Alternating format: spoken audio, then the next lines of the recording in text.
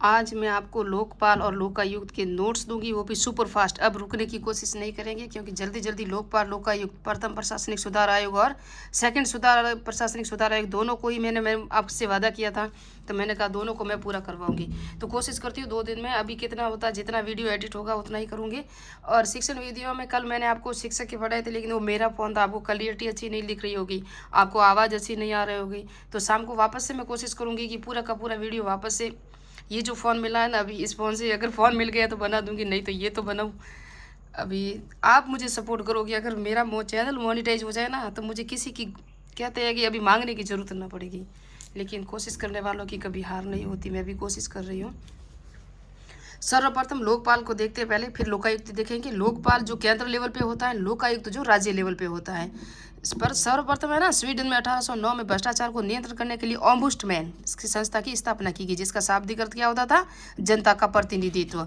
Sweden के पश्चात 1919 में फिनलैंड में, 1954 में डेनमार्क में इस अवस्था को अपनाया गया। इन देशों को संयुक्त रूप से स्कैंडिनेवियन कहते हैं। क्या कहते हैं? स्कैंडिनेवियन कहते हैं इनकी सब देशों को, जिन्होंने जिन्होंने किसको, लोकपाल की जो संस्था है इनको अपनाया, जिनमें नॉर्वे ने सबसे अंत में 1962 में ओम्बुड्समैन व्यवस्था को अपनाया। यद्यपि सेना के क्षेत्र में नॉर्वे ने 1962 में ही ओम्बुड्समैन की स्थापना कर ली थी, 1952 में ही। इस अवस्था को इंग्लैंड व न्यूजीलैंड में संसदीय आयुक्त नाम दिया और 1967 में इस पद की स्थापना की गई। इनके पहले इसका नाम इंग्लैंड और न्यूजीलैंड में क्या दिया गया, संसदीय आयुक्त कहा गया। क्या कहा गया? संसदीय आयुक्त कहा गया। उसके बाद इसको कहा गया, ये जो स्थापना की गई 1967 में संसदीय आयुक्त के नाम से।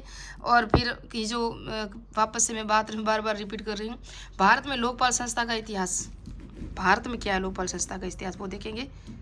क्या है कि हमारे पास में है ना जेसीबी वगैरह पता नहीं क्या चल रही है, जिसकी आवाज़ आपको डिस्टर्ब करेगी और मुझे तो करती ही है। तो भारत में सर्वप्रथम 1960 में विधि मंत्री कौन थे? अशोक कुमार सेन ने संवैधानिक ओम्बुड्समैन विधेयक लाने की सिफारिश की थी। तो 1960 में प्रथम विधेयक लाने की कोशिश की गई।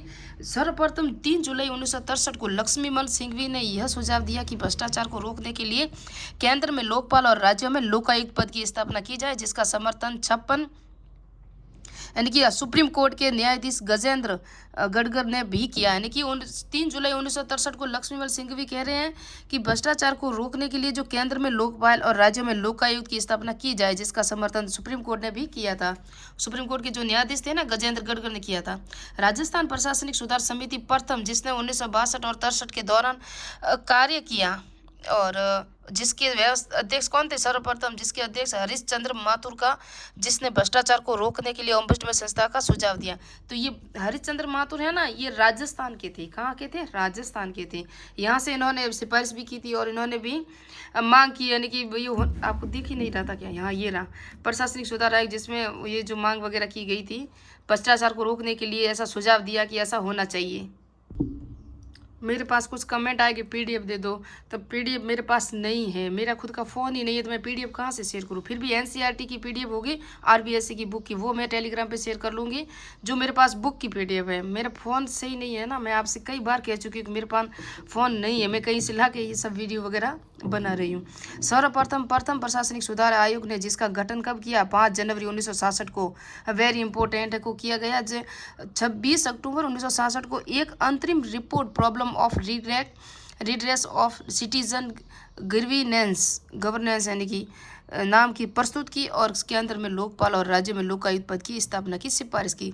तो प्रथम प्रशासनिक सुधार आयोग ने जिसका गठन किया था 5 जनवरी 1967 को, और ने 20 अक्टूबर 1967 को अपनी एक अंतरिम रिपोर्ट प्रस्तुत की, और उसके अंदर इन्होंने ये सिफारिश की, मांग की कि केंद्र में लोकपाल और राज्य में लोकायुक्त पद होना चाहिए। आयोग की सिफारिश पर इंदिरा गांधी के शासनकाल में 9 मई 1968 को चौथी लोकसभा के दौरान लोकसभा में लोकपाल विधेयक प्रस्तुत किया। किसके समय में? इंदिरा गांधी के समय में लोकसभा में लोकपाल विधेयक प्रस्तुत किया, जिसे लोकसभा में पारित कर दिया, किंतु राज्यसभा में पारित नहीं हो पाया था, तो प्रथम बार में। इसके बाद इस बिल को कई बार प्रस्तुत किया गया, जिसमें से 1971 में प्रथम में, तो 1968 मैंने बता दिया इंदिरा गांधी के टाइम में किया गया लोकसभा में, लेकिन राज्यसभा में पारित नहीं हो पाया। उसके बाद 1971 में, 77 में, 87 में, 89 में, 96 में, 98 में तथा 2001 तक कई बार यानी कि प्रस्तुत किया गया, लेकिन ये पारित नहीं हो सका। लोकपाल लोकायुक्त विधेयक 2011 और 13 फिर ये बना है। तो 2011-13 में क्या था? डॉक्टर मनमोहन सिंह के कार्यकाल में लोकपाल एवं लोकायुक्त विधेयक 2011 को लोकसभा में 22 दिसंबर 2011 को पेश किया गया और 27 दिसंबर को ये पारित भी हो गया। 29 दिसंबर 2011 को राज्यसभा में प्रस्तुत किया, किंतु पारित नहीं हुआ। तो ये वापस 2011 में जब ये मनमोहन सिंह के समय में पारित किया तो लोकसभा में तो हो गया, लेकिन राज्यसभा में नहीं हुआ। राज्यसभा के सुझाव पर 21 मई 2012 को एक 15 सदस्यीय प्रवर समिति के गठन किया सत्यव्रत चतुर्वेदी की अध्यक्षता में, जिसने 23 नवंबर 2012 को अपनी रिपोर्ट प्रस्तुत की। तो राज्यसभा ने अपनी एक समिति का गठन किया और समिति के सुझाव के आधार पर 23 मई जो ने अपनी रिपोर्ट प्रस्तुत की और वर्ष 2013 में एक नया विधेयक लोकपाल और लोकायुक्त विधेयक 2013 के नाम से 17 दिसंबर को राज्यसभा में और 18 दिसंबर को लोकसभा में पारित किया गया। 1 जनवरी 2014 को राष्ट्रपति प्रणब मुखर्जी ने इस पर हस्ताक्षर किए और 16 जनवरी 2014 को यह कानून लागू हो गया। तो कब लागू हुआ? 16 जनवरी को राज्यसभा में, 18 दिसंबर को लोकसभा में, और 17 दिसंबर को राज्यसभा में, 18 दिसंबर को लोकसभा में। एक एक दिन का ही देखो फासला था। और ये बिल कौन सा है? 2013 है, ये भी याद रखना। और लागू हुआ है 16 जनवरी 2014 को। सुपरफास्ट रिवीजन है, यही समझ लो, क्योंकि एग्जाम बहुत नज़दीक है इसलिए मैं ये रिवीजन करा रही हूँ। बाद में तो इसकी MCQ समझाने की सारी वगैरह करेंगे, लेकिन अभी तो आपको पता ही है। नेक्स्ट सेकंड ग्रेड एग्जाम होगा ना 12 जुलाई से, पता नहीं आगे तक और चलेगा, तो उसके अंदर हम पूरी तैयारी अच्छी सी करेंगे। फिर भी कर रहे हैं। वर्ष 2016 में इस अधिनियम को संशोधित किया गया, वापस 16 में संशोधित किया गया और लोकपाल की नियुक्ति करने वाली चयन समिति को लोकसभा में विपक्ष का नेता या सबसे बड़े विपक्षी दल का नेता या सब जोड़े गए। और अंत में 19 मार्च 2019 को पिनाकी चंद्र घोष को भारत का प्रथम लोकपाल नियुक्त किया गया, जिन्होंने 23 मार्च को कार्यभार संभाला। तो पिनाकी चंद्र घोष को क्या बना गया? प्रथम लोकपाल। अब कौन है आगे हम बताऊंगी मैं आपको। 23 मार्च को इन्होंने कार्यभार संभाला। और लोकपाल या लोकायुक्त 2013 के मुख्य प्रावधान क्या क्या है? इस अधिनियम के 15 अध्याय हैं। कितनी 63 धाराएं हैं, जिनमें से प्रावधान है आप देख सकते हो। कितने अध्याय हैं? 15 अध्याय हैं और 63 धाराएं हैं। लोकपाल संस्था का संगठन एक अध्यक्ष से लोकपाल संस्था में कुल 9 सदस्य होते हैं। कितने होते हैं? 9 सदस्य। अध्यक्ष के अतिरिक्त 8 सदस्य हैं, जिनमें से वे 4 न्यायिक और 4 गैर न्यायिक क्षेत्र में से होंगे, यानी कि अध्यक्ष के अलावा 8 सदस्य, ये याद रखना। इन सदस्यों में से एक सदस्य SC ST OBC अल्पसंख्यक महिला वर्ग का प्रतिनिधित्व करने वाले होने चाहिए। यानी कि इन सदस्यों में से 8 सदस्य है ना, इनमें से एक तो सदस्य कौन होगा? SC का होगा, एक ST का होगा, एक OBC होगा, एक अल्पसंख्यक होगा और एक महिला वर्ग के प्रतिनिधि होना अनिवार्य है। लोकपाल संस्था के अध्यक्ष व सदस्यों की योग्यता क्या क्या होगी वो देखेंगे अभी। अध्यक्ष की योग्यता वो सर्वोच्च न्यायालय का मुख्य न्यायाधीश हो अथवा मुख्य न्यायाधीश रहा हो।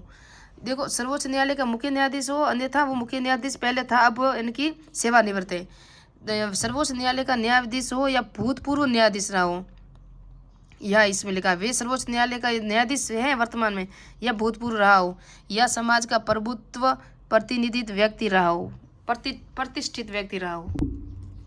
न्यायिक सदस्यों की योग्यताएं, सर्वोच्च न्यायालय का न्यायाधीश हो या न्यायाधीश रह चुका हो, या न्यायाधीश होंगे ना, उसकी योग्यता है। न्यायिक सदस्य होंगे उसके। गैर न्यायिक सदस्यों की योग्यता क्या क्या है? देखो, एक तो ये है कि वो सर्वोच्च न्यायालय का न्यायाधीश हो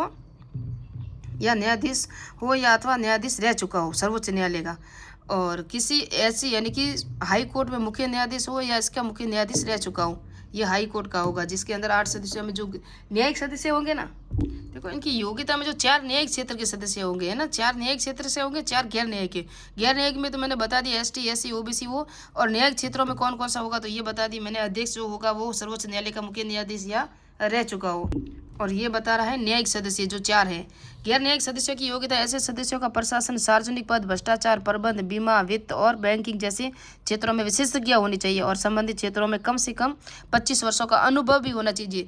यानी कि गैर न्यायिक सदस्य होंगे ना 4 जो ST SC OBC महिला वर्ग के, उसको 25 वर्ष का अनुभव होना चाहिए, और इन सब की विशेषज्ञता भी होनी चाहिए। सामान्य योग्यता क्या क्या है?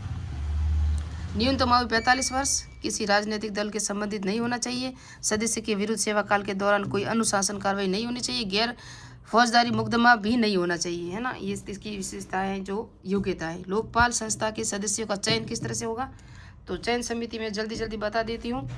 और लोकपाल संस्था के सदस्यों का चयन। इस संस्था के सदस्य की नियुक्ति राष्ट्रपति एक चयन समिति की सिफारिश पर करेंगे।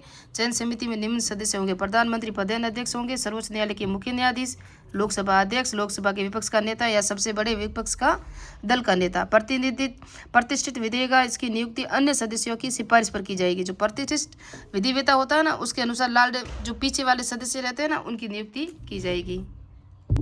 नेक्स्ट पार्ट में पढ़ेंगे लोकपाल के सदस्यों की नियुक्ति व शपथ कौन दिलाता है, किस तरह से दिलाता है। उसके बाद इनके कार्यकाल पढ़ेंगे और फिर पढ़ेंगे लोकपाल के अध्यक्ष व सदस्यों के पद को हटाने की जो विधि है